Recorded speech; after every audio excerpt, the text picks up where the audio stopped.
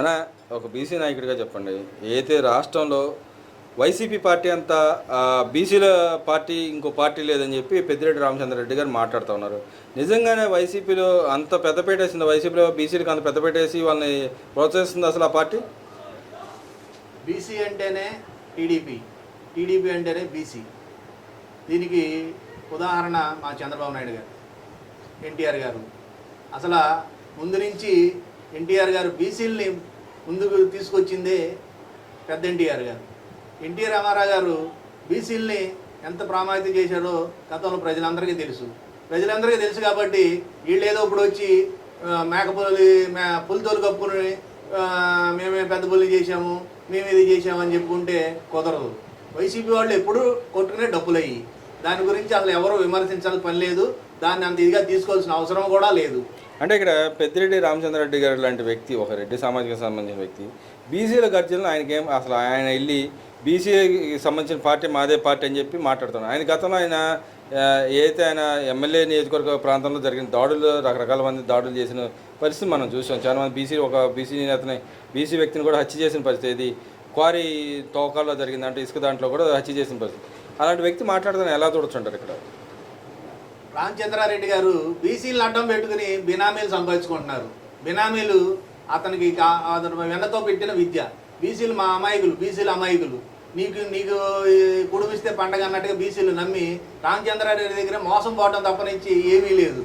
రామచంద్రారెడ్డి గారు బీసీలని మోసం చేసి బీసీలతో పైకి వచ్చిన వ్యక్తే రామచంద్రారెడ్డి గారు. అంటే ఇక్కడ మనం చూసుకుంటే వాళ్ళ పార్టీలో బీసీలకు పెద్దపీట వేస్తున్నారు అని చెప్పిన వ్యక్తులే మొన్న పెద్ద దస్తగిరి వ్యవహారం చూసుకుంటే ఆయన చంపేసిన ప్రతి ఆయన ఒక బీసీ వ్యక్తి, ఆయన చంపేసి చంద్రబాబు నాయుడు గారు ఇదంతా చేశారని చెప్పి బయటకు వచ్చి పెద్ద పెద్ద స్టేట్మెంట్ ఇచ్చి మాట్లాడుతున్న పరిస్థితి. నిజంగానే చంద్రబాబు నాయుడు గారికి ఏమో ఏదైతే ఆయన ఉన్నాడు చనిపోయే వ్యక్తికి సంబంధం ఉందంటారు అసలు? మా బాబు గారికి గొడ్డలి నారాసుడు గొడ్డలి అని పెట్టారు కదా, అది ఎట్లాంటి ప్రచారమో ఇది కూడా అంతే. బీసీల్లో అనేకమైన అన్యాయాలు చేసింది వైసీపీ ప్రభుత్వమే. బీసీల్లో అసలు బీసీలని పెట్టి పైకి లేపిందే లేదు అసలు ప్రభుత్వం. వైసీపీ ప్రభుత్వం అన్న అంత ఫ్రాడు ఏ ప్రభుత్వం లేదు. బీసీల గురించి అసలు ఏ రోజు కూడా ఆలోచించలేదు జగన్మోహన్ రెడ్డి గారు. అంటే ఇక్కడ బీసీని బేస్ చేసుకుని వాళ్ళని చంపేసినా కూడా ఆ నెపం గవర్నమెంట్ మీద నెడతాను, అంటే ఒక రకంగా బీసీలకి నెగిటివ్గా చూపించడానికి, గవర్నమెంట్ నెగిటివ్ చూపించడానికి ఇలాంటి ప్రయత్నాలు చేస్తున్నాడు అనుకోవచ్చా వైసీపీ పార్టీ? అసలు అట్లాంటిది ఏమి లేదండి. బీసీలు చాలా కరెక్ట్గా ఉన్నారు, చాలా తెలివిగా ఉన్నారు. ఏ ప్రభుత్వం ఏం పని చేస్తుందో, దేనికి పని చేస్తుందో, ఎవరు పని చేస్తున్నారో, చంద్రబాబు నాయుడు గారు పని చేస్తున్నారా లేకపోతే జగన్మోహన్ రెడ్డి గారు పని చేస్తున్నారా అనేది ప్రజలందరికీ తెలుసు. మా నాయకుడు చంద్రబాబు నాయుడు గారు బీసీలు అంటేనే ప్రాణం, ఎన్టీఆర్ గారు కూడా బీసీలు అంటేనే ప్రాణం. బీసీ అంటేనే ఎన్టీఆర్, ఎన్టీఆర్ అంటేనే బీసీ. మరి ఇక్కడ చూసుకుంటే రాష్ట్రం అభివృద్ధి జరగట్లేదు, ఎక్కడ పడ్డా దాచుకోవడమే, బలవంతంగా రైతుల దగ్గర కూడా భూములు లాక్కుంటున్నారు ఈ గవర్నమెంట్ అని చెప్పి మాట్లాడుతూ ఉన్నారు. నిజంగానే బలవంతంగా భూములు లాక్కుంటున్నారా? ఎక్కడ అభివృద్ధి జరగలేదో వచ్చి చూపించమనండి. ఏ మూల నుంచి ఏ మూలకి వెళ్ళినా అభివృద్ధి, రోడ్లు అభివృద్ధి, నీళ్లు, మొత్తం ప్రతి ఒక్క రాష్ట్రంలో ప్రతి ఒక్క జిల్లాలో కూడా అభివృద్ధి ముందుకు వెళ్తూ ఉంది. అంటే గూగుల్ లాంటి సంస్థ తీసుకొచ్చినా కూడా గతంలో మేము తెచ్చామన్నారు, అంతకుముందు ఈ గవర్నమెంట్ వచ్చిన తేలేదు, మేము ఉండగానే ఎంఓయూలు చేసుకున్నాం అని చెప్పి అన్నారు. ఇప్పుడు రేపొద్దున శంకుస్థాపన కూడా జరగబోతుంది. దాన్ని కూడా వాళ్ళు అక్కడ భూములు అయితే రైతుల దగ్గర తీసుకున్నా కూడా కొంతమంది దగ్గర తీసుకున్నారు, కొంతమంది దగ్గర బీడు భూములు ఉంటాయి, గవర్నమెంట్ ఆస్తులే కాబట్టి అవి తీసుకున్నా కూడా దాన్ని కూడా రైతులు కక్ష కట్టి భూములు లాక్కుంటున్నారని చెప్పి ప్రచారం చేస్తున్నారు. ఎంత మాత్రం నిజం అంటారు? అసలు గూగుల్ అంటేనే జగన్మోహన్ రెడ్డి తెలియదండి. ముందు గూగుల్ లాంటి సంస్థలో మన ఇండియాలో ప్రపంచంలోని అతిపెద్ద సంస్థ మన రాష్ట్రానికి వచ్చి స్థిరపడి ఉందంటే దాని ఓర్వలేని తనంతోనే ఆ గూగుల్లో ఏమేమి ఉన్నాయో ఏంటో ఆ విధానాలు కూడా తనకి తెలవని అయోమయంలో ఉండి ఏదో ఒకటి మాట్లాడాలి, ఏదో ఒకటి ఇది లేపాలి, ఘర్షణ లేపాలి. దాని గురించి మాట్లాడతాం కానీ ఆ గూగుల్ అనేది ప్రత్యేకత ఏంటి, దాని గురించి ఏమేమి చేయగలుగుతాము, దానివల్ల ఉపయోగాలు ఏంటి అనేది అసలు తనకి తెలియదు. ఆ వైసీపీ బ్యాచ్కి అంతకంటే తెలియదు. అంటే ఇక్కడ గవర్నమెంట్ ఏదైతే పాలసీలు అనౌన్స్ చేసిన ఉద్యోగ అవకాశ కల్పనలో భాగంగా ఇలాంటి సంస్థలు తీసుకురావడాన్ని ఎలా చూడొచ్చంటే నిజంగా ఉద్యోగ అవకాశ కల్పన ఎంత మాత్రం ఉంటుందంట? ఏమండి, ఇప్పుడు గతంలో ఒక మంత్రి ఉన్నాడు, గుడ్డు పెట్టంగానే పిల్లలు కోడిగుడ్డు మీద ఈకలు ఆయన మంత్రి ఉన్నాడు. అట్లాంటి మంత్రులు చాలామంది దాంట్లో పనిచేస్తున్నారు, వాళ్ళకి తెలవని అవగాహన లేని వాళ్ళు ఉన్నారు. అది ఇప్పుడు సంస్థ. దీనివల్ల ముందు రోజుల్లో పోల్ బీచ్ పిల్లలకు కానీ మన ఉద్యోగాలు లేని వాళ్ళకి కానీ చాలా బీచ్ను ముందుకు నడవాలని బాబు గారు చాలా ప్రయత్నాలు చేస్తున్నారు. లోకేష్ బాబు గారు కానీ, చంద్రబాబు నాయుడు గారు కానీ, పవన్ కళ్యాణ్ గారు కానీ ముందు ప్రయత్నాలు అయ్యాయి.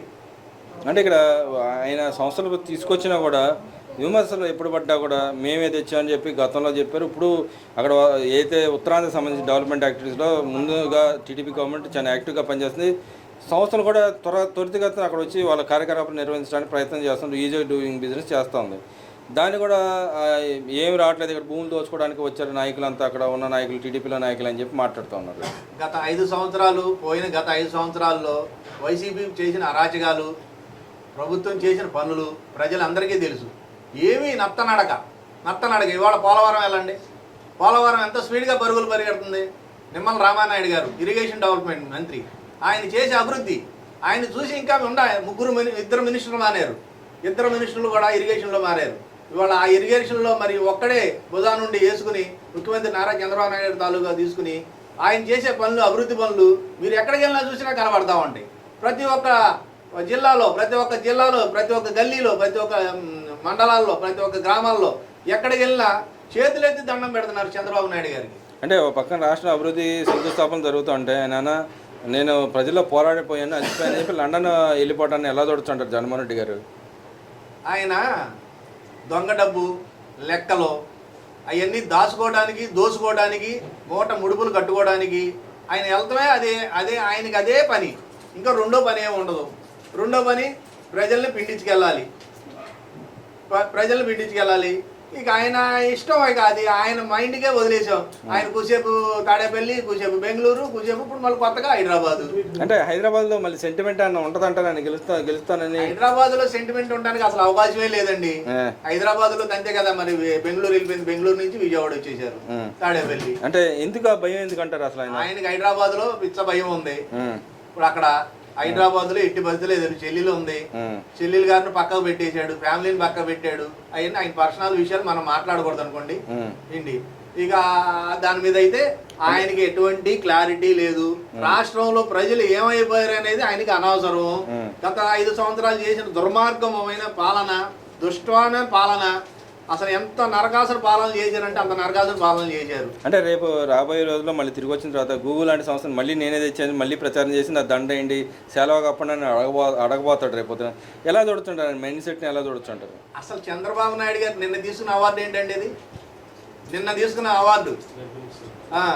ఆ అవార్డుకి ఆయన జన్మ మొత్తం దాస్యం పోసినా సరే ఆ అవార్డు తీసుకోలేడు. అట్లాంటి అవార్డులు తెచ్చిన బాబు గారు ఎక్కడ? ఈయన ఎక్కడండి? కోర్టులో కేసులు ఉండి ఆయన అనేక రకాలుగా తిరుగుతూ ఉండి ఆయన ఎక్కడ? బాబు గారు ఎక్కడ? అంటే అది కూడా సెల్ఫ్ డబ్బా కొట్టుకుంటున్నారంట కదా. బీజేపీ కానీ ఇటు టీడీపీ గవర్నమెంట్ రెండు కలిసి అవార్డు కొనుక్కొని సెల్ఫ్ డబ్బా కొట్టుకోవడానికి తప్పితే ఆ మీటింగ్ ఎందుకు పనికిరాదని విమర్శిస్తూ ఉన్నారు. ఏమండి, ప్రపంచ దేశాలు చూస్తున్నాయి. ఒక్కటే కాదు, ప్రపంచ దేశాలు కళ్ళు తెరిచి చూస్తున్నాయి. ఏకవర ఏమి జరిగేది, ఎక్కడేమి జరిగేది. మన దేశంలో ప్రపంచ దేశాలు జరిగేది చూడలేదా? ప్రపంచ దేశాలు అన్నీ చూస్తున్నాయి. బాబు గారికి అవార్డు ఇవ్వడం, సెల్ఫ్ డబ్బా కొట్టుకోవడం, లేకపోతే బాబు గారికి ఇచ్చేయమంటే ఇచ్చేయడం అదేమీ కాదు. అది వాస్తవంగా వచ్చిన అవార్డు. అది ఆయన చేసే కృషి, ఆయన పట్టుదల, ఆయన శ్రమ, ఆయన కష్టానికి వచ్చిన ఫలితం ఏదండి అది. మరి ఓవరాల్గా కూటమి ప్రభుత్వం రేపు రాబోయే గూగుల్ లాంటి సంస్థలు తీసుకురావడం వల్ల దాదాపు అలాంటి కంపెనీకి ఎన్ని వస్తాయి అనుకుంటున్నారు? ఎంతమందికి ఉపాధి వచ్చే అవకాశం ఉందంటారా? అంటే వాళ్ళు పెట్టుకున్న టార్గెట్ 20 లక్షల మందికి ఉద్యోగ అవకాశం కల్పన జరుగుతుందంటారా? అంటే గత ప్రభుత్వంలో చేసిన చాలా ఉన్నాయి. అవన్నీ సర్దిద్దుకోవడానికి ఇప్పుడు దాకా పట్టింది.